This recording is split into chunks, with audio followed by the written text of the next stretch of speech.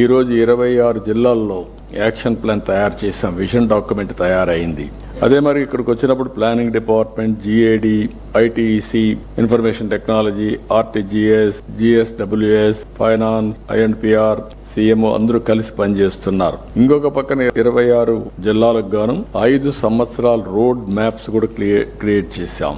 మండల మున్సిపాలిటీ స్థాయిలో కూడా యాక్షన్ ప్లాన్, జిల్లాలో యాక్షన్ ప్లాన్ కూడా తయారు చేస్తున్నారు. ఫైనల్ గా ఇక్కడుండే ఎమ్మెల్యేలు మీరు కూర్చొని, మీకు ఒక టీం ఇచ్చాం కాబట్టి మీ టీం అంతా కూర్చొని ఏదంటే వెట్టింగ్ చేసి వ్యాలిడేట్ చేస్తే అవి ప్రాధాన్యత క్రమంలో మీరు ఆల్వేస్ ఒకటి గుర్తుపెట్టుకోవాలి. నేనేదో ఇక్కడ స్వర్ణ ఆంధ్రప్రదేశ్ ఒక యూనిట్ మనం పెట్టినప్పుడు మీరు పనుల కోసమే ఆ యూనిట్ కాదు. ఈ విషయం మీరు గుర్తుపెట్టుకోవాలి. మనం ఒక స్పష్టమైనటువంటి క్లియర్ కట్ ఇండికేటర్స్ పెట్టుకున్నాం. అది సాధించాలంటే హోలిస్టిక్ అప్రోచ్ చాలా ముఖ్యం. అదే సమయంలో ప్రజా సమస్యలను కూడా పరిష్కారం చేసుకోవాల్సిన బాధ్యత మీ పైన అందరిపైన ఉంది. దాన్ని ఏ విధంగా చేయాలనుకున్నప్పుడు మనం 175 నియోజకవర్గాల్లో ఏవైతే మన స్వర్ణ నియోజకవర్గ రిపోర్ట్లన్నీ మనం తయారు చేసుకోవాల్సిన అవసరం ఉంది. ఇప్పటికే వర్క్ షాపులన్నీ పెట్టాం.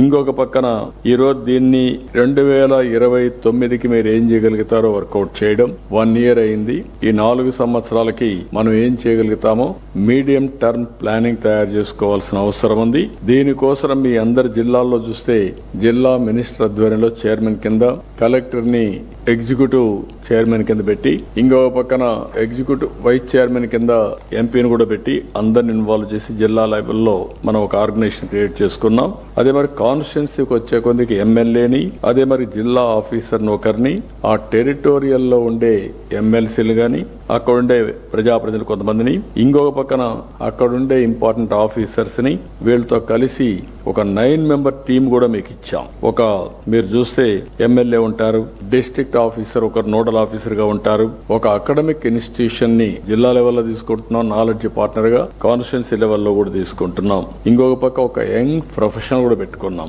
నోడల్ ఆఫీసర్ ఉంటారు, ఒక యంగ్ ప్రొఫెషనల్ ఉంటారు. ఇంకొక పక్కన 5 మందితో ఒక టీం మెంబర్స్ ని కూడా యంగ్స్టర్స్ ని, జిఎస్డబ్ల్యూస్ ని తీసుకున్నాం. ఇవన్నీ కూడా డే టు డే బేసిస్ లో పనిచేయడానికి ఫుల్ టైం పనిచేసే ఆఫీస్ ని మనం క్రియేట్ చేశాం. ఇప్పుడే పీయూష్ మీకు ఒక మాట అన్నాడు. వారు చెప్పిన దాని ప్రకారం ఒక 10 లక్షల రూపాయలు డబ్బులు కూడా ఇచ్చి ఆల్ ఇన్ఫ్రాస్ట్రక్చర్ అవన్నీ సెట్ చేయమన్నాం. ఇంత మునుపు ఎమ్మెల్యేలు వస్తే కూర్చోవడానికి కాన్స్టిట్యున్సీలో పార్టీ ఆఫీసులు తప్ప, లేకుంటే గెస్ట్ హౌస్లు తప్ప ఎక్కడ ఉండేటివి కాదు. ఇప్పుడు మీరు అధికారికంగా కూర్చొని, అఫీషియల్ గా కూర్చొని ఆల్ ఆఫీసర్స్ రమ్మని మీరు ఒక యాక్షన్ ప్లాన్ ఇస్తే ఆ యాక్షన్ ప్లాన్ వాళ్ళు చేసే పరిస్థితికి వస్తారు.